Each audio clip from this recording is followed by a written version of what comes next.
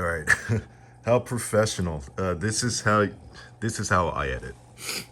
I pause and start a new video. I forgot the fry, so I brought it. So what am I doing today?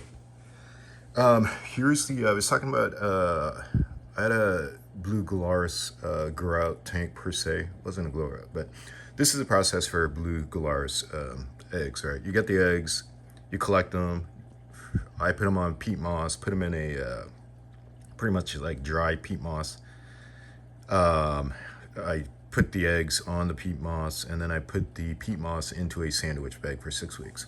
After the 6 weeks, I throw them in a tank. This is a 5-gallon Alquion, and then you slowly put water. And within about like 24, 48 hours, you'll see them hatch. And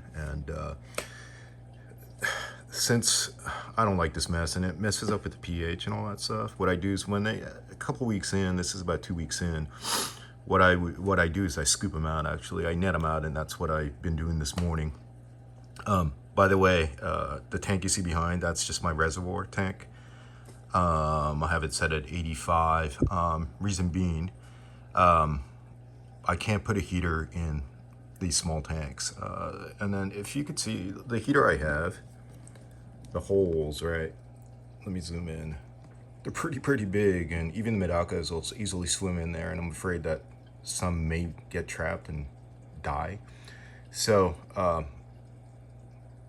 this is my way around it. All right.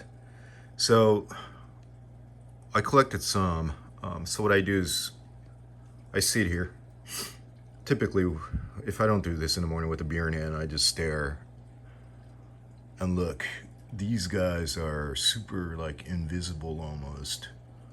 They like to hide inside the peat moss, and they're really hard to find. So that's what I spent about. Is that one? No. Spent 40 minutes so far, and I collected maybe like a dozen or so. Let me see, is that one? Yeah, there's one right there. I don't know, so I'll get back to that one. And then I simply net them out with this, and then I put them. This is what I've collected so far. Hopefully my hands aren't shaking. Let me try to zoom in. Look how tiny they are. They're about 2 weeks old of age. And I transfer them, which I'll do. Again, there's no editing involved, so here's my editing skills. Right here. To the next scene right here. All right. Let me zoom out a little bit. This is a separate section that I have over here. It's a section that I've been using for my Neocaridina Blue Dreams.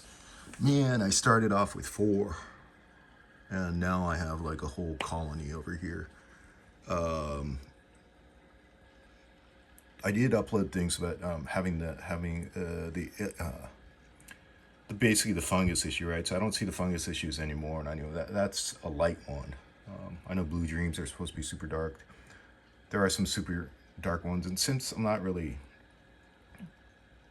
I just have these guys. These guys just, they're so fun to watch. You're supposed to be separating the dark ones, and so you get darker offsprings, and it seems like for the Blue Dream, that's what people like. See all these light ones?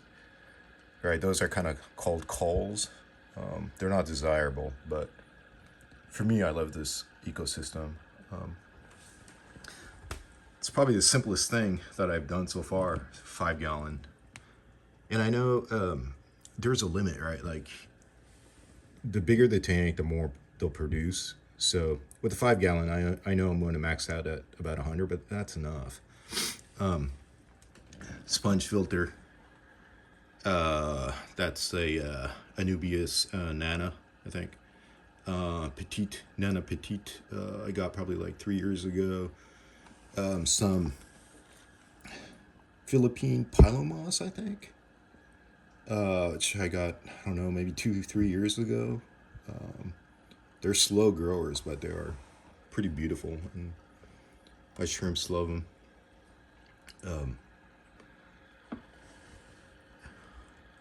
Oh, and here's an experiment that I'm doing right there. Can you see, or can it focus? Where did it go? Oh, right there.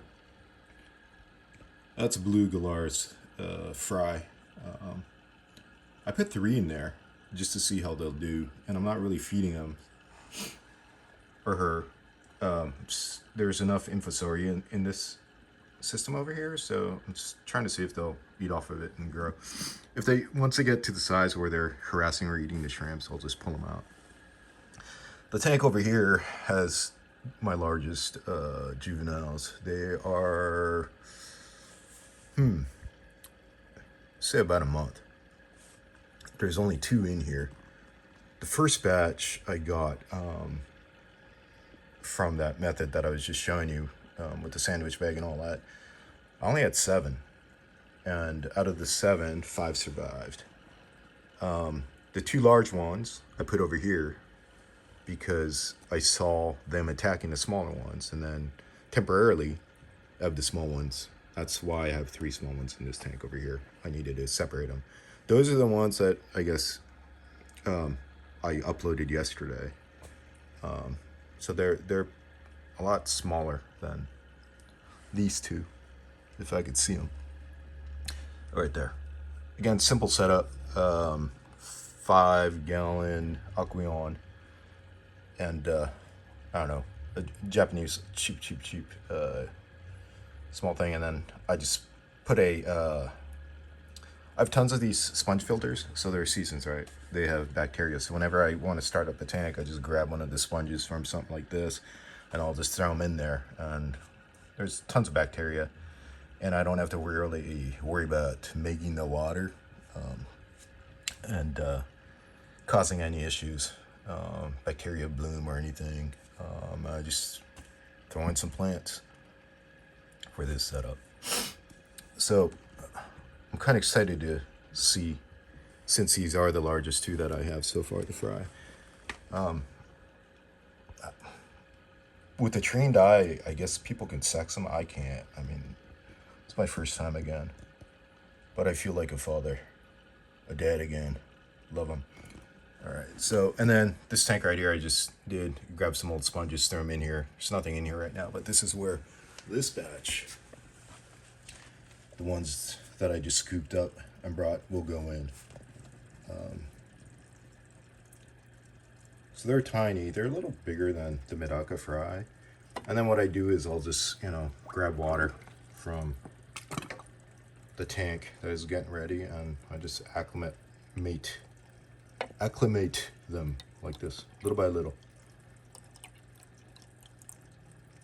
It's probably 8 a.m. in the morning now, so I'll do this, I don't know, every 30 minutes or so, and by late afternoon, I think they'll be settled in, and I'll be introducing them into their bigger environment. And I'll add whatever plants, probably subswaster tang. I have a bunch of that, so I'll probably throw it in that empty tank right now. Right now in the empty tank, I just have the usual ram's horn. They'll poop and they'll season it up for me. So, and again, ram's horns, I use them as an indicator, right? If they all start coming to the top, that means there's something wrong with the water. And hopefully the fishes are stronger than the snails, so it's not too late for me to kind of check the water parameters. I never checked the water parameters. I'm supposed to, but I don't know. It's like for the shrimp tank, the easiest thing that I bred, I guess. Discus was another one that was pretty fun. That was about 2 decades ago. But again, this is the easiest. I do 50% water change, just regular tap water, seasoned or dechlorinated, and I do 50% every, I don't know, 8 to 10 days, and that's it, and the water's clear. So for these guys, I don't know, maybe once a week I'll do a partial, and see how they grow. So, all right, enough of me. I figure I don't think I've ever recorded anything this early in the morning. There's nothing to grab to drink to kind of relax me while I'm talking, I guess. But fries, I just feed them the Medaka fry food. There are Killifish, so. And that's it. Oh, there it is. It, because I don't know if it's a he or she. Awesome, yeah. Awesome. All right, so somebody did ask me months ago, and I think I replied on YouTube, but what do I feed to shrimp? And again, I know nothing about shrimp. I started off with 4, and this is what I have. Just this. Can you see? That's the only thing. It's cheap, inexpensive, and I just sprinkle a tiny bit in there every day. So, all right, we'll do it again later, hopefully next time. Midnight Frills from Japan. All right, we'll do it again. I gotta go to Nick's. All right, outs.